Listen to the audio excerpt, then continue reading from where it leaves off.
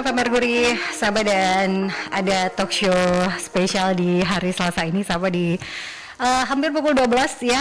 Perbincangan spesial saya karena kita adalah ingin mengedukasi sahabat-sahabat Mercury berkaitan dengan sebuah hal akhir-akhir ini yang bisa dikatakan sebenarnya masyarakat kita harus melek berkaitan dengan hukum, sahabat. Banyak hal yang di dalamnya itu memiliki unsur hukum, tapi masyarakat seringkali itu tidak mengetahuinya, sahabat. Ada kasus besar yang akhirnya membuat masyarakat, saya harus melek berkaitan dengan hukum.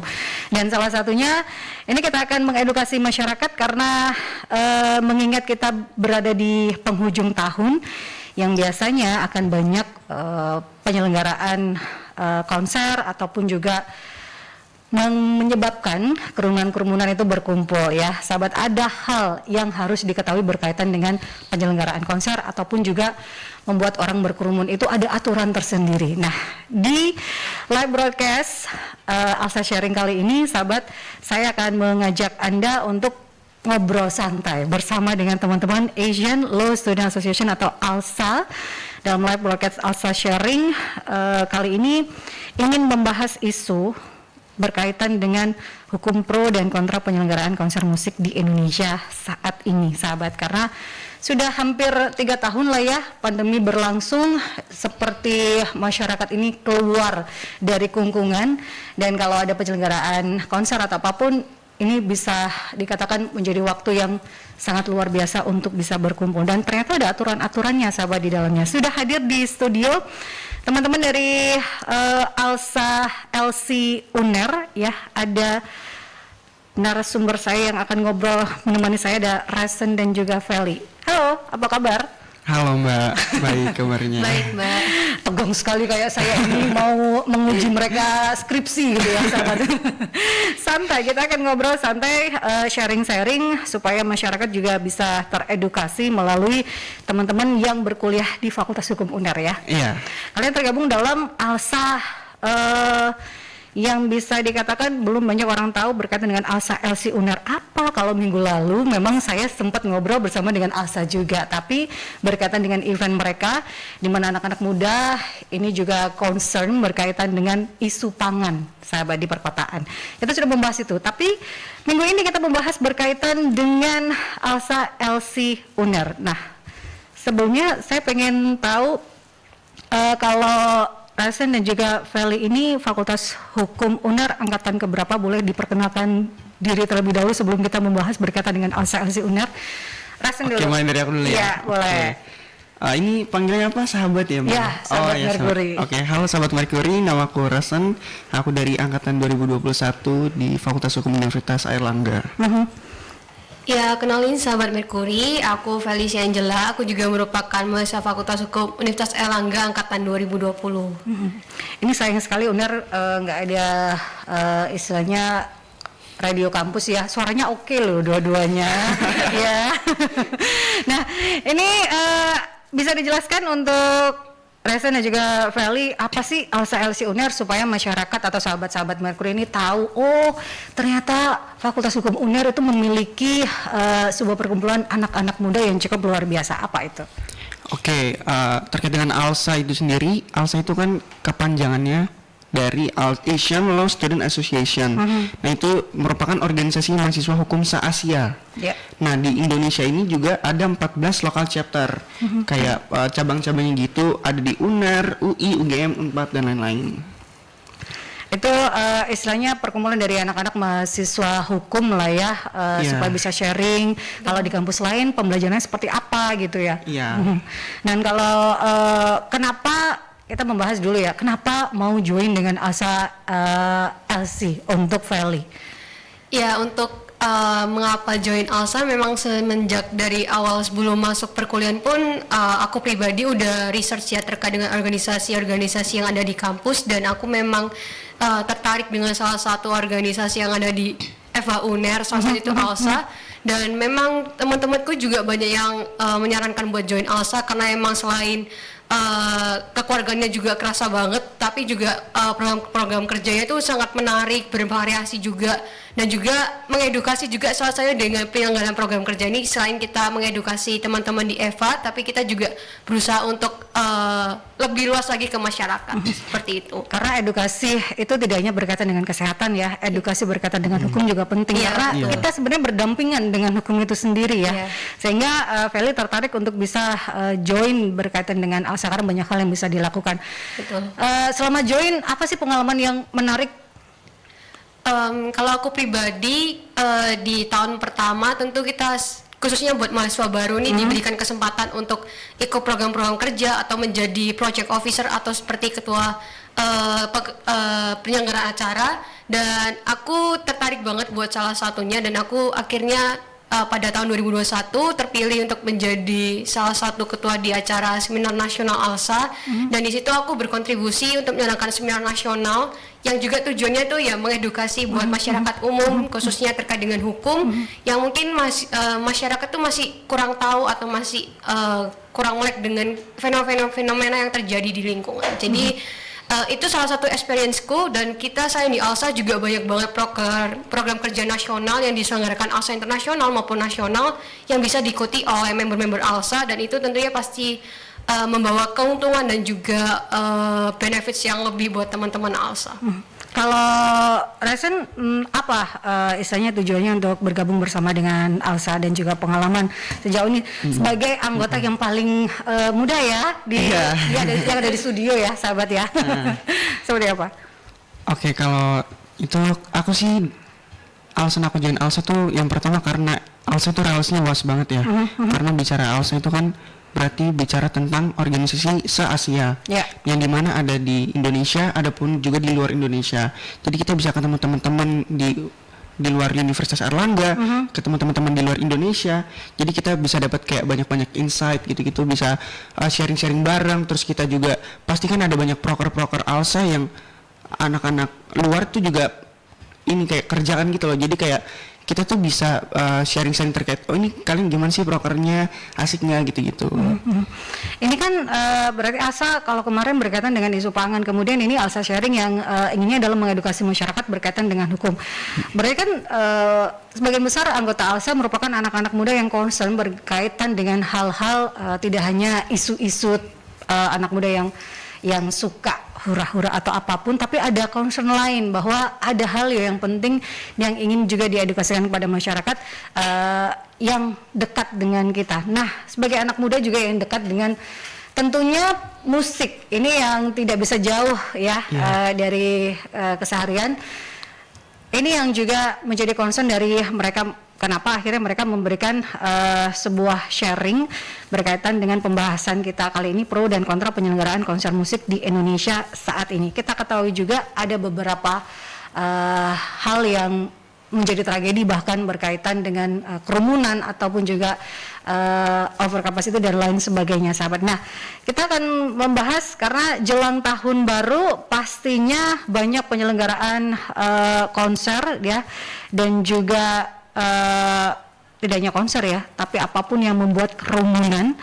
Itu kalau menurut kalian berkaitan dengan konser musik, sebenarnya sekarang secara garis besar saja ya, sebagai seorang anak muda, apa sih yang harus dipersiapkan untuk penyelenggaraan konser? Karena tadi Feli juga pernah bercerita bahwa dia juga pernah terlibat dalam sebuah penyelenggaraan acara gitu. Kalau menurut Feli dan juga Resen, apa sih yang harus dipersiapkan dalam melakukan penyelenggaraan sebuah acara?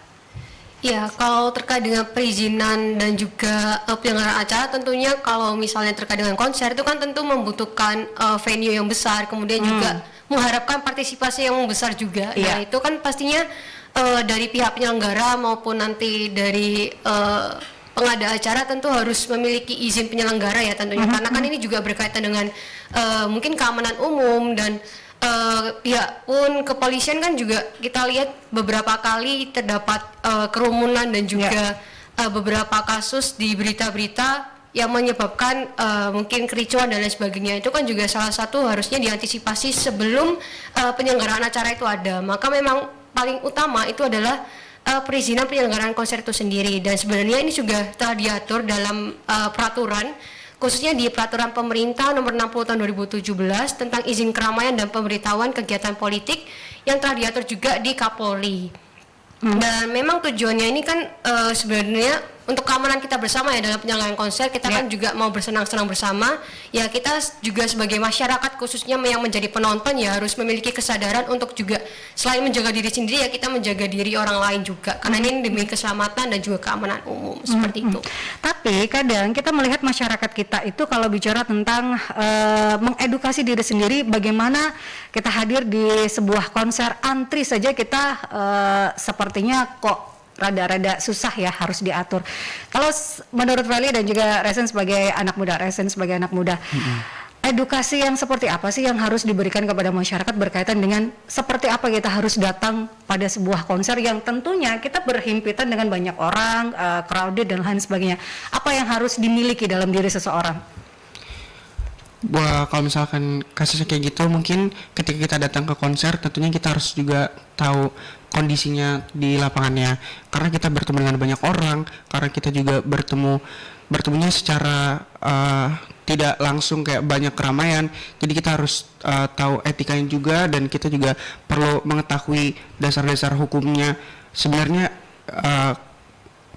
kegiatan perizinan ini tuh bisa nggak sih kayak harus seperti apa, mengikuti aturan-aturan atau apa yang boleh dan tidak boleh dilakukan, seperti aturan yang kadang di aturan penyelenggaraan juga ada tidak boleh membawa apa, itu yang harus dipatuhi juga ya oleh penonton ya atau orang yang datang di sebuah acara, itu yang terpenting juga ya.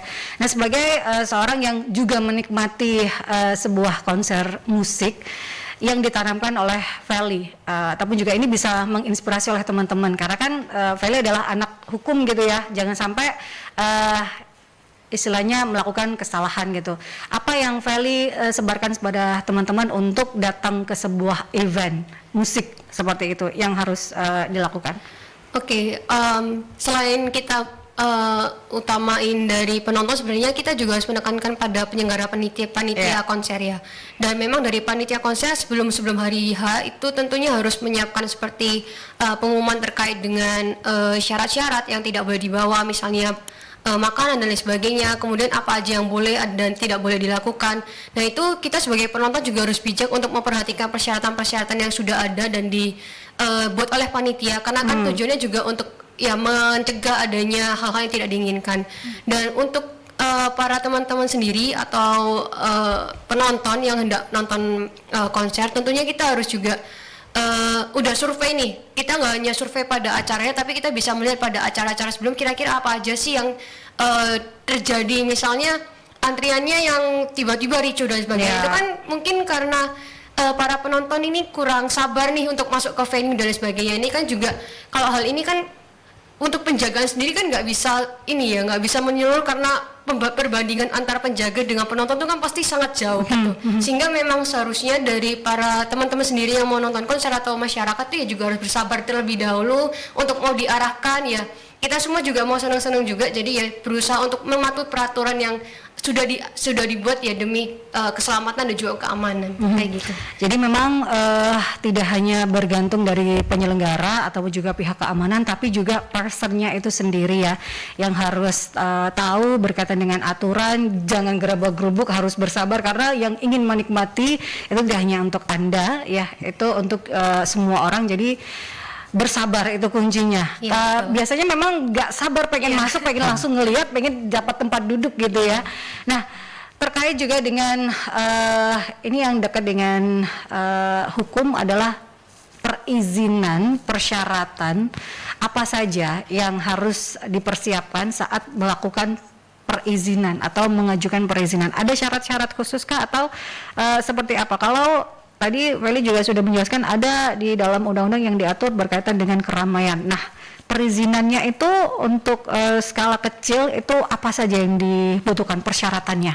Ya, sebenarnya terkait dengan persyaratan, panitia juga harus udah mencari-cari dan juga mengetahui ya. Nah, sebenarnya untuk kapasitas kecil atau skala kecil itu kurang lebih antara 300 sampai 500 orang. Dan untuk pengurusan izinnya sendiri, sebenarnya ini juga memenuhi sebagai administrasi seperti surat keterangan dari kelurahan atau fotokopi dari penyelenggara, fotokopi juga kebutuhan atau dokumen-dokumen perizinan lainnya. Nah, apabila kita mendatangkan massa yang lebih dari 500 nih atau hingga sampai 100 orang atau lebih, tentunya ini pasti membutuhkan persyaratan yang lebih ketat gitu, karena kan ini juga melibatkan banyak orang gitu.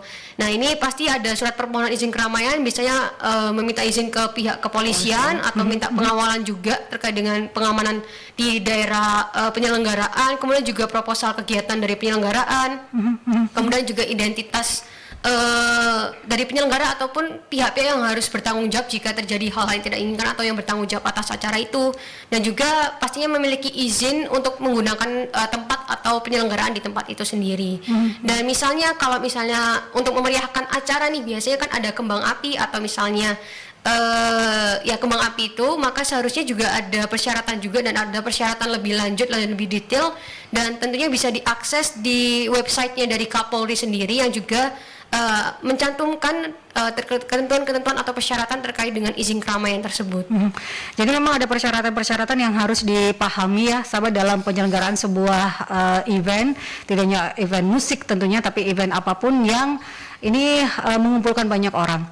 Ketentuannya tadi kurang lebih kalau di bawah 500 ya, itu memang dalam tanda kutip pada kelurahan itu juga harus mengetahui bahwa Anda ini menyelenggarakan sebuah event yang akan ada kerumunan ya, jadi harus memberitahukan terlebih dahulu izin keramaian ya sahabat itu. Kemudian kalau untuk yang 1000 ya ini kan banyak orang, jadi harus ada pengamanan demi kenyamanan, keselamatan dan keamanan sahabat ya, karena kita tidak mau sebuah event yang inginnya adalah bersenang-senang tapi akhirnya ada petaka di akhir, itu yang dihindari. Nah, berkaitan dengan hal tersebut, kadang banyak orang yang kita ketahui bersama ada sebuah kasus lah ya, kita memberikan contoh kasus yang ini juga sudah ditetapkan sebagai tersangka berkaitan dengan kasus berdendang di Jakarta itu ya, karena izinnya berapa ternyata over capacity. Itu yang juga akan saya tanyakan kepada teman-teman dari Alsa Sharing ini, sahabat, seperti apa menurut mereka, dan juga ada aturannya seperti apa sih kalau di KUHP atau juga undang-undang lainnya yang harus dipahami oleh sahabat-sahabat Mercury, bahwa ada konsekuensi hukum kalau melakukan over capacity dan lain sebagainya. Karena kita membahasnya adalah berkaitan dengan akhir tahun yang tentunya banyak sekali penyelenggaraan konser sahabat untuk merayakan akhir tahun. Tetap stay tune di perjalanan lintas kota ya. 96 FM Mercury, sahabat, masih di perbincangan saya bersama dengan teman-teman Alsa Sharing, sahabat, di live broadcast Alsa Sharing. Teman-teman ini dari Asian Law Student Association dari Fakultas Hukum UNER, tergabung di dalam situ, dan inginnya adalah bisa mengedukasi masyarakat sahabat berkaitan dengan hukum, karena kita ketahui bersama bahwa mengedukasi berkaitan dengan hukum ini sangat penting untuk masyarakat ketahui. Dan edukasi kita kali ini berkaitan dengan konser yang harus dipahami oleh sahabat-sahabat Mercury, bahwa ada aturan yang harus ditaati oleh masyarakat dalam penyelenggaraan sebuah konser atau sebuah kerumunan ya sahabat, ingin mengumpulkan orang dalam jumlah besar, itu ada aturan yang harus ditaati. Nah, sekarang saya akan ke Resen terlebih dahulu, untuk karena teman-teman ini adalah dari Fakultas Hukum, tentunya akan paham berkaitan dengan pasal-pasal yang ada di KUHP ataupun juga undang-undang. Yeah. Kenapa atau apa konsekuensi jika sahabat-sahabat Mercury atau masyarakat ini melakukan sebuah event tanpa melakukan perizinan? Kalau dilihat dari sisi hukumnya itu seperti apa, Resen? Oke, kalau berdasarkan pasal 510 KUHP berkaitan dengan hal ini, apabila tidak meminta atau mengurus izin keramaian tidak terkecuali pada penyelenggaraan konser, maka dapat diancam pidana selama 2 minggu. Nah, di pasal tersebut tuh pasal 1 bunyinya diancam dengan pidana denda paling banyak Rp375 barang siapa tanpa izin kepala polisi atau pejabat lain yang ditunjuk untuk itu. Satu, mengadakan pesta lain yang ditunjuk untuk itu. Dua, mengadakan arak-arakan di jalan umum. Dan pasal 2 berbunyi, jika arak-arakan diadakan untuk menyatakan keinginan-keinginan secara menakjubkan, yang bersalah diancam dengan pidana kurungan paling lama 2 minggu atau pidana denda Rp2.250. Sehingga perizinan ini sangat penting karena ada konsekuensi hukum akibat pelanggaran jika tidak melakukan perizinan keramaian tersebut ya, sahabat. Tadi sudah disebutkan oleh Resen. Nah, sekarang saya juga ingin teman-teman di ALSA ini bisa sharing kembali kepada sahabat-sahabat Mercury, seperti apa sih seharusnya penyelenggaraan sebuah konser ini, karena kita ketahui bersama perizinan itu kan sangat penting ya, apalagi izin keramaian. Kenapa harus dilakukan, ini berkaitan dengan apa kalau boleh dicarikan oleh Feli? Ya, tentunya untuk izin penyelenggaraan kegiatan ini kan juga berkaitan dengan jumlah massa atau penonton yang ada atau diperbolehkan hadir gitu. Karena kan yang seperti juga ada disinggung sebelumnya bahwa banyak banget penyelenggara-penyelenggaraan ini itu ternyata izinnya mungkin cuma 500 tapi kok dijual tiketnya 3 kali lipat atau 4 kali lipat. Nah, itu kan juga sebenarnya mungkin oknum-oknum promotor ya yang nakal dan juga hanya menguntungkan dirinya sendiri tanpa memperhatikan keamanan ataupun izin yang telah sudah dimiliki gitu, sudah keluar izin tapi promotor melakukan seenaknya sendiri, itu kan tentunya pasti akan membawa konsekuensi hukum.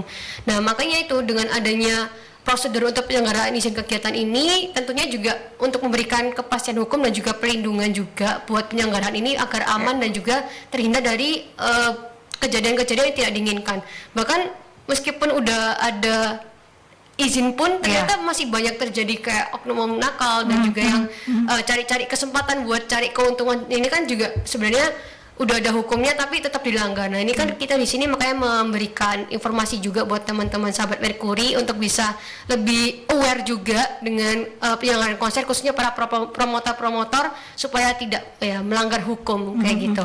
Harus taat dengan kapasitas yang ada gitu ya, karena ini berkaitan juga dengan keamanan dan juga kenyamanan dari para penonton itu sendiri. Nah, kalau berkaitan dengan kapasitas, kenapa sih orang-orang atau para oknum ini melakukan istilahnya over capacity itu? Kalau menurut Resen, apa sih yang membuat mereka melakukan over capacity? Kalau sebagai istilahnya sebagai orang umum ya, ataupun juga yang berkaitan dengan mahasiswa di Fakultas Hukum, apa yang membuat para oknum ini istilahnya melakukan over capacity? Apakah karena ekonomi saja atau dari segi apa sih? Oke, kalau menurut aku oknum-oknum ini melakukan over capacity untuk mencari keuntungan yang pertama, karena venue-nya itu tidak cukup untuk banyak orang, tetapi mereka berpikir bahwasannya orang-orang tuh bisa lebih banyak masuk, dan ketika orang-orang lebih banyak masuk, lebih banyak pendapatan yang mereka dapatkan. Jadi mereka lebih berpikir bahwasannya kalau misalkan bisa di 3 kali lipatkan tiketnya atau penjualnya, promotornya bakal lebih mendapatkan keuntungan yang lebih. Keuntungan lebih itu menjadi istilahnya fokus utama dari para oknum ini ya, sahabat. Bahkan itu mereka tidak memikirkan bahwa ada dampak akibat hal tersebut. Tadi saya sudah mencontohkan ada kasus yang sekarang pun masih diusut oleh pihak kepolisian ya, berkaitan dengan hal tersebut, yaitu konser berdendang bersama itu kapasitasnya berapa, kemudian ternyata yang datang berapa, itu di hari pertama, sehingga kerumunan atau desak-desakan dari massa itu tidak terhindarkan, menyebabkan pingsan. Itu bersyukurnya hanya pingsan. Coba kita berpikir yang lainnya negatif gitu ya, seperti yang ada di Kanjuruhan, mungkin berdesak-desakan yang ingin keluar saja, itu seperti itu. Kemudian kita juga ada kejadian berkaitan dengan kerumunan adalah di Itaewon, Korea Selatan, itu juga berkaitan dengan kerumunan. Padahal itu sudah diantisipasi, tapi antisipasinya pun tidak istilahnya mencukupi untuk dilakukan oleh pihak kepolisian yang ada di sana. Belajar dari hal-hal tersebut, perizinan satu itu yang utama tentunya. Selain juga kapasitas dari area ataupun juga gedung yang ingin digunakan. Kalau berkaitan dengan kerumunan dan over capacity, kalau menurut Feli, apa yang kita bisa pelajari berkaitan dengan kasus-kasus tersebut ataupun juga kasus yang sekarang masih diusut oleh kepolisian di Jakarta? Ya, kalau menurutku dengan melihat kasus-kasus ini jujur aku pribadi mungkin sebagai mahasiswa dan mungkin remaja kan pasti sangat minat ya untuk nonton konser dan Apalagi sudah hampir 3 tahun ya. iya udah 3 tahun dan akhir-akhir tahun ini banyak banget konser-konser yang menghadirkan musisi yang diidolakan gitu. Jadi memang keinginan untuk nonton konser tuh pasti ada banget. Nah, dengan adanya kejadian-kejadian ini tentu kalau aku pribadi agak merasa takut juga dan juga aware juga karena kita kan nggak tahu nih kondisi di lapangan nanti bagaimana waktu kita di acara itu. Jadi ya memang dari aku pribadi agak merasa was-was juga ketika ikut suatu konser. Tapi ya kita juga selain was-was kita juga harus melakukan upaya-upaya juga untuk mengatasi itu, misalnya dengan mematuhi SOP dan juga mematuhi syarat-syarat dan juga ketentuan yang telah ditentukan panitia. Nah, selain kita juga melihat dari sisi kita sebagai penonton, kita juga harus melihat dari panitia juga atau promotor tuh ya jangan melakukan tindakan-tindakan yang setidaknya itu hanya menguntungkan mereka sendiri. Dengan misalnya menurut dia venue-nya itu bisa nyampe 1.000 tapi dapat izinnya cuma 300, jadi kayak udah yang penting udah keluar izin, ya udah aku terserah, yang penting aku bisa menyelenggarakan acara dan aku mau jual tiket berapapun terserah aku gitu. Mungkin pemikiran dari promotor oknum-oknum ini. Jadi ya kalau aku pribadi pembelajarannya kita harus tetap meskipun penyelenggaraan acara ini ya kita bukan hanya berorientasi pada mencari keuntungan saja, tapi kita juga harus memperhatikan keamanan utama karena kita juga nggak melihat juga kondisi-kondisi sebelumnya juga sangat memprihatinkan dan juga membawa kesedihan juga buat gak hanya keluarga tapi juga masyarakat Indonesia.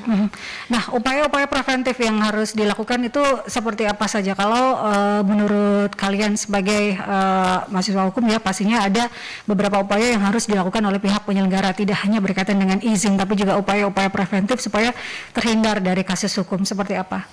Feli ataupun juga Resen bisa menambahkan? Oke, kalau upaya preventif yang dapat dilakukan oleh panitia penyelenggara itu yang pertama yang paling penting adalah manajemen crowd, yang mana pastinya pihak penyelenggara ini harus mampu mengatur kerumunan penonton. Terlebih juga harus berhati-hati dalam mengambil keputusan karena potensi yang potensi kericuhan yang terjadi itu banyak banget. Kemudian selain itu SOP publikasi dan prosedur harus diumumkan dan disosialisasikan jauh-jauh hari sehingga penonton itu bisa aware dan mempersiapkan hal-hal yang memang harus diperlukan. Nah, yang paling penting juga mematuhi CHSE. Nah, CHSE apa itu? CHSE itu kan yang harus ada di setiap event atau seperti apa?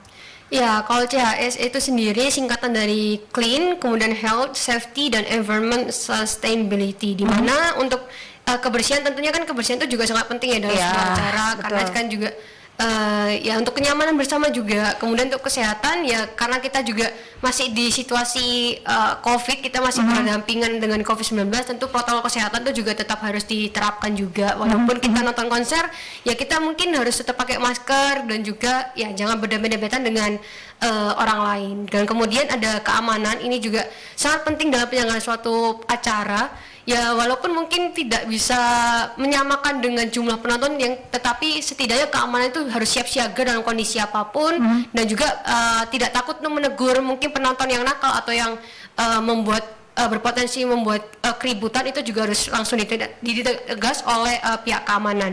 Dan juga kelestarian lingkungan, di mana ya penyelenggaraan konser ini jangan sampai merusak lingkungan ya, karena ini mungkin secara tidak sadar lingkungan kita juga semakin lama semakin digunakan oleh semena-mena oleh manusia. Jadi memang untuk kelestarian lingkungan dan juga penggunaan dari lingkungan sekitar itu juga harus diperhatikan. Dan keempat aspek ini juga sebenarnya sangat berkaitan, dan juga apabila tidak dipatuhi ini kan sebenarnya dari penyelenggara konser itu bisa saja tidak diizinkan oleh pihak penyelenggara atau pihak kepolisian gitu, karena kan ya kita juga hanya buat kesenangan aja yang udah aku berulang kali sampaikan, tapi ini juga demi keamanan dan juga untuk biar nggak terjadi hal-hal yang merugikan manusia maupun ya lingkungan kayak gitu sih. Berarti CHSE ini bisa dikatakan salah satu persyaratan yang harus diakomodir ya dalam penyelenggaraan sebuah event. Ini juga sebagai persyaratan utama untuk mengajukan perizinan atau secara tidak langsung harus tercantumkah atau seperti apa? seharusnya tidak secara langsung dicantumkan itu sudah menjadi kesadaran ya, karena ini kan sebenarnya basic banget sebagai manusia untuk menyadari seperti kayak kebersihan, keamanan, kemudian lingkungan dan juga kesehatan tuh sebenarnya kan sudah menjadi budaya hidup dan seharusnya tidak harus diingatkan lagi kepada panitia ataupun promotor ya, seharusnya mereka sudah menyadari oh aku menjalankan acara ya harus setidaknya nggak merusak ataupun membahayakan nyawa ataupun bangunan ataupun dan lain sebagainya. Jadi ya seharusnya tanpa dicantumkan secara langsung tuh seharusnya para panitia dan juga para promotor sudah mengetahui. Tapi kalau memang ya kita melihat bahwa banyak sekali terjadi kejadian yang melanggar kegiatan tersebut, lebih baik mungkin ya dicantumkan secara langsung saja untuk sebagai antisipasi aja, karena kan ya kita tidak tahu ya sifat-sifat manusia kadang ya tidak mengerti gitu. Jadi ya mungkin lebih baik diingatkan ataupun ya dicantumkan secara tertulis dalam suatu aturan sih. Itu akan lebih baik ya kalau dicantumkan, karena kita mengetahui bersama, kita tidak pernah tahu karena ada oknum-oknum di sebuah event organizer atau apapun itu ya, penyelenggara sebuah acara ya sahabat, memikirkan cost. Karena kita bicara CHS juga bicara tentang cost juga ya, karena ini bisa cost yang bisa diminimalisir atau apapun. Nah, yang harus diperhatikan itu juga harus terpenuhi. Kalau lebih baik lagi di perizinan pun bisa dicantumkan, itu akan lebih baik. Nah, kalau ini ada beberapa pertanyaan sebelum ke jeda, saya akan membacakan terlebih dahulu ya, tapi kita menjawabnya setelah jeda iklan sahabat. Ada Kiki, mitigasi seperti apa yang harus dilakukan oleh para penyelenggara supaya tidak terjadi keributan yang pada akhirnya itu menjadi sebuah pelanggaran hukum. Kemudian aturan hukum seperti apa yang harus dipatuhi oleh pihak penyelenggara saat mengadakan konser secara umum karena seiring membaiknya situasi pandemi apalagi jelang akhir tahun. Terima kasih untuk Bu Emma, itu 2 pertanyaan yang sudah masuk akan dijawab oleh teman-teman Alsa Sharing sahabat ya. Jadi tetap stay tune di 96 FM Mercury. 96 FM Mercury, sahabat, kembali lagi di perbincangan saya bersama dengan teman-teman dari Alsa Sharing. Karena dari hampir pukul 12 tadi hingga sekarang, Anda yang baru bergabung sahabat, saya sekarang bersama dengan teman-teman Alsa LC Uner, ada Resena juga Feli. Nah, kita sekarang berada di live broadcast Alsa Sharing yang membahas isu hukum pro dan kontra penyelenggaraan konser musik di Indonesia saat ini.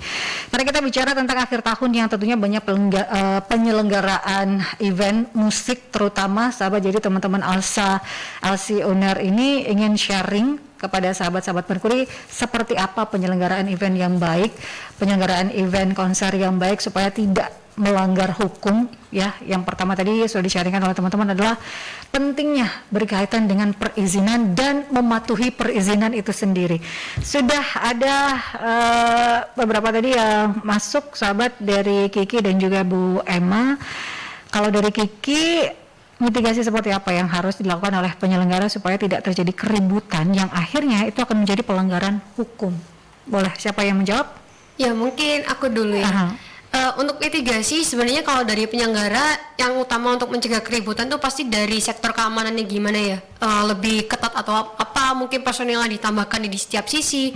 Jadi untuk para personil keamanan ini ya harus dengan intens mengawasi penonton yang ada di tribun ataupun di venue. Jadi kalau misalnya sudah ada indikasi adanya penonton yang membuat ricu atau membuat keributan, itu bisa langsung ditegur ataupun langsung ditarik dari tempat itu biar tidak menyebabkan ada keributan.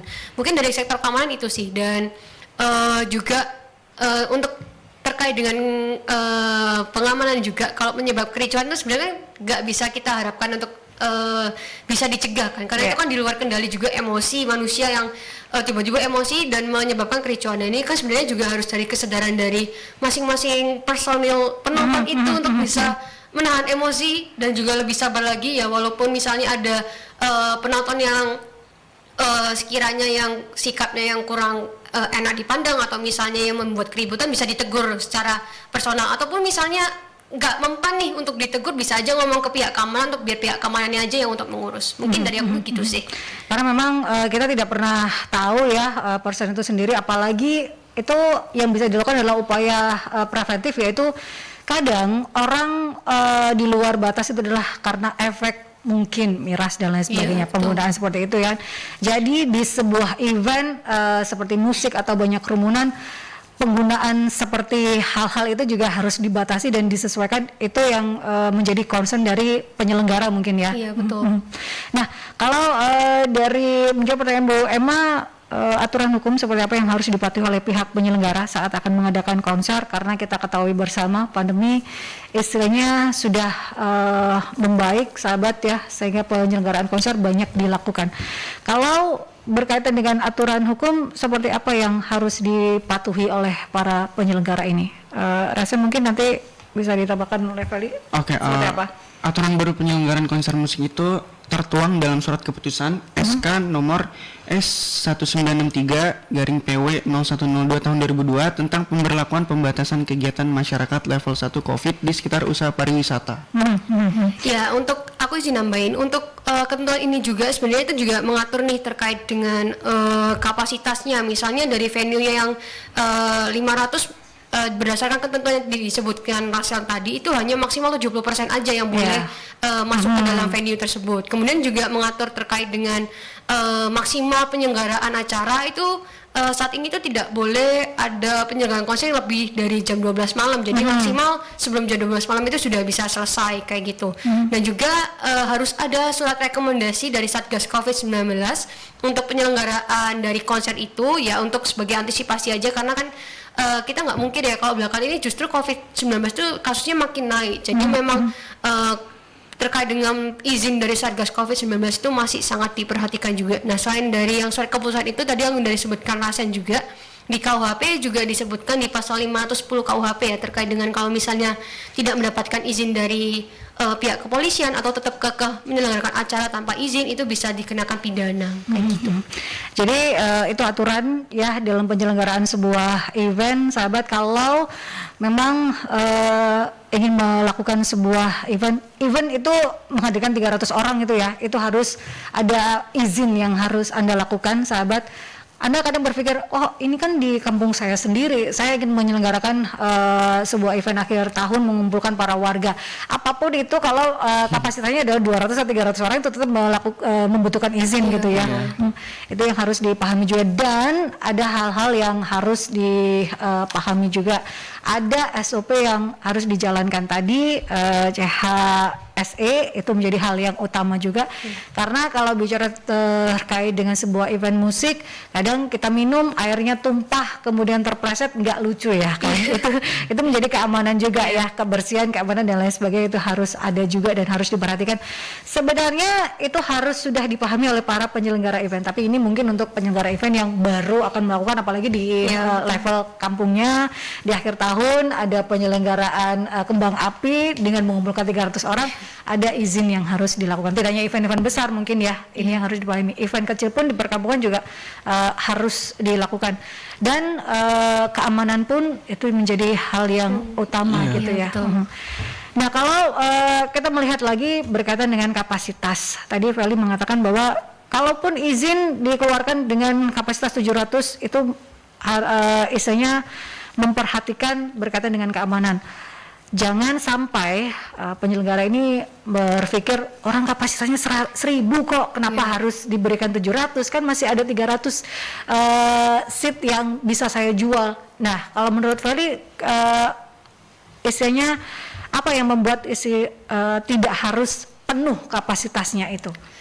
Ya, tentu kalau misalnya melihat dari kenapa nggak harus penuh, kan ini melihat juga dari kondisi dan juga izin yang dikeluarkan nih. Kalau misalnya dari izin yang dikeluarkan cuma 700, ya kita panitia ya harus mematuhi gitu secara logikanya ya, secara baiknya kita mematuhi. Karena kan memang kapasitas itu kan sangat menentukan. Memang mungkin biar acaranya mungkin rame, biar juga mungkin worth it dengan mengundang musisi yang mungkin penggemarnya banyak, tapi kok cuma 700 yang dibolehin gitu. Mungkin para promotor tuh memikir ya, nanti aku rugi dong, udah susah-susah ngundang ini tapi kok penontonnya tidak maksimal. Mungkin itu sih yang membuat para promotor berpikir bahwa meskipun izinnya cuma 700, ya nggak apa-apa lah, kita usahain aja 100.000 orang atau misalnya lebih gitu, demi ya selain untuk memuaskan penonton ataupun juga demi memuaskan kantong promotor ya, gitu betul, ya. gitu. Dan juga ya selain kita juga bisa dapat dana yang lebih banyak, mungkin mikirnya ya lebih ke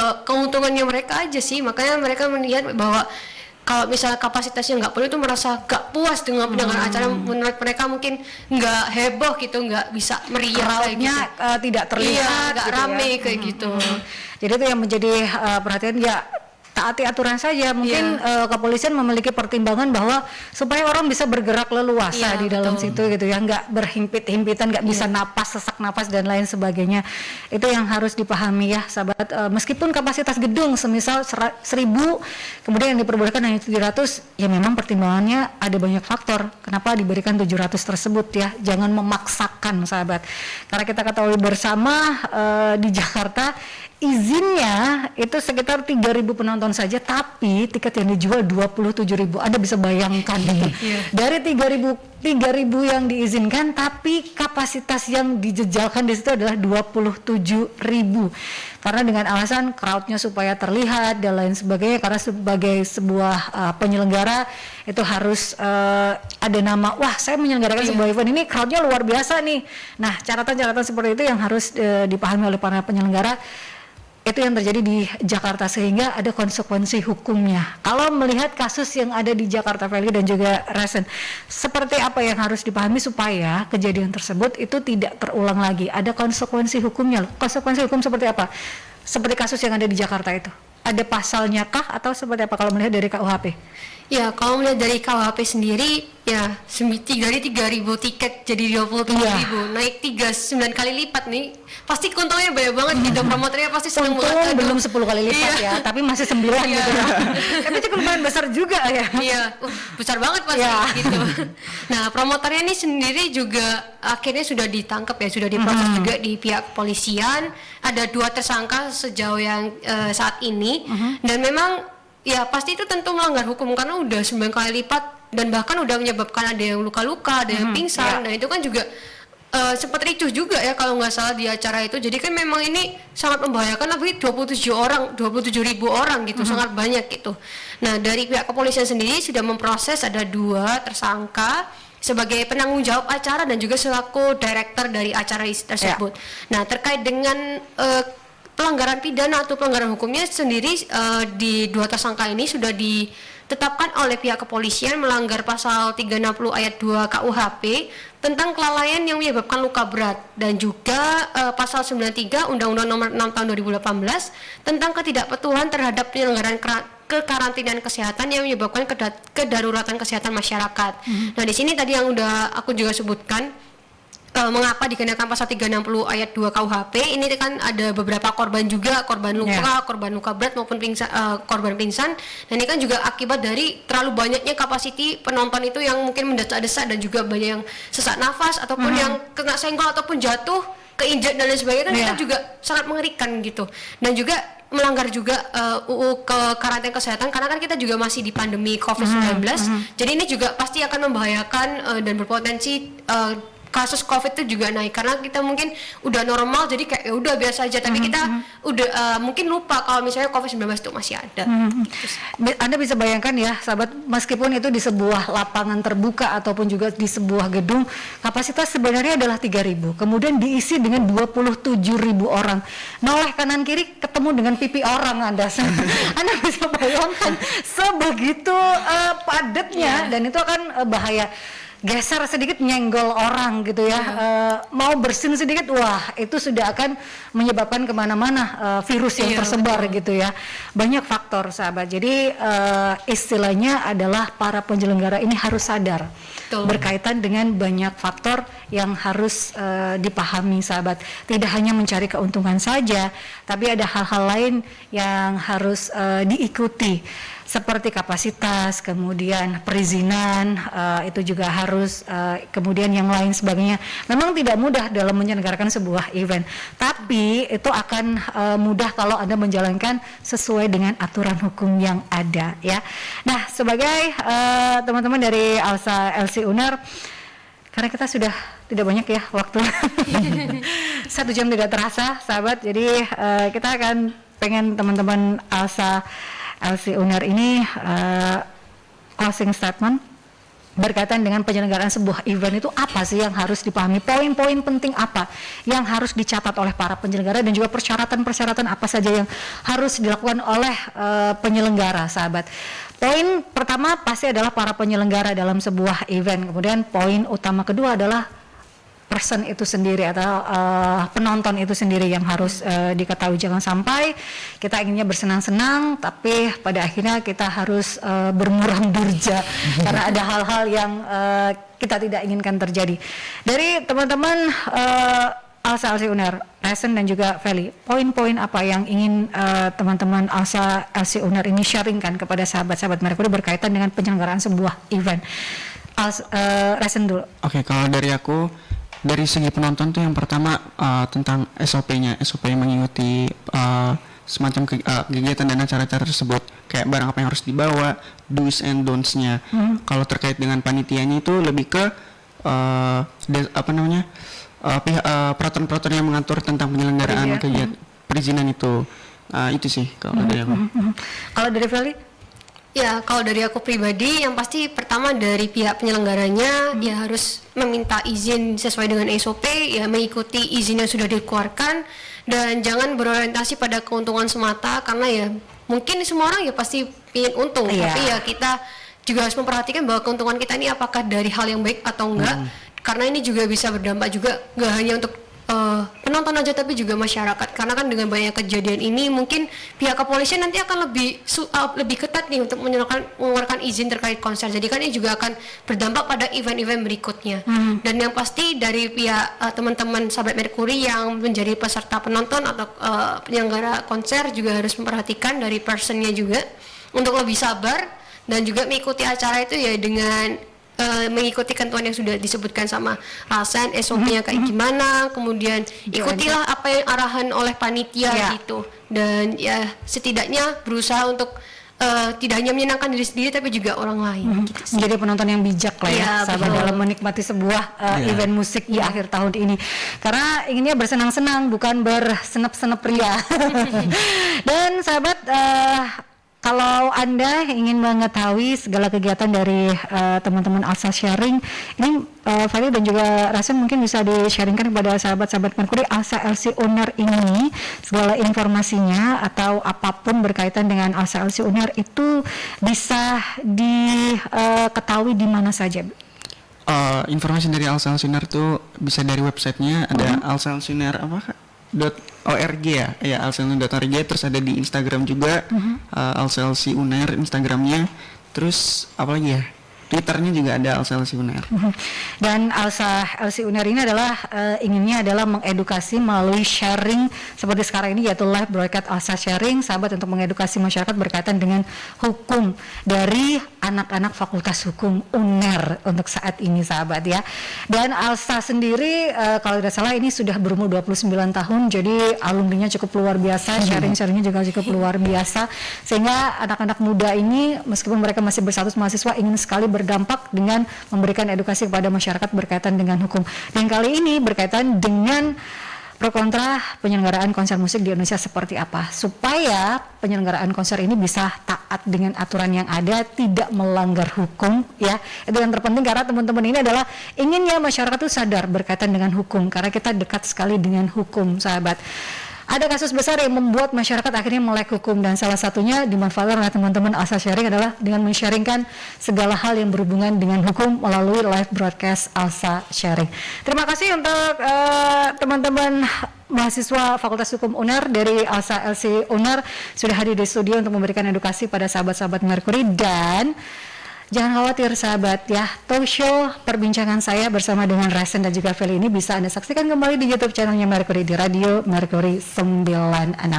Sukses untuk segala kegiatan mengedukasinya. Ini sebelum mengakhiri nih, Alsa LC Uner tuh punya SOP. Nah, SOP-nya jadi kalau misalkan aku ngomong Alsa, nanti teman-teman bisa kayak always be one, jawabnya always be one. Always be one, ya, oke. SOP. Gimana kalau misalkan kita sebelum menutup ini pakai SOP dulu? Boleh.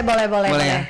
Silakan. Oke, Alsa, always be one. Ya. Kita sekali lagi ya. Sekali lagi ya. Oke, 1, 2, 3. Alsa, Always be one. Dah, sahabat, kita tutup perbincangan saya bersama dengan Alsa Elsioner dan Alsa Always be one. Assalamualaikum warahmatullahi wabarakatuh.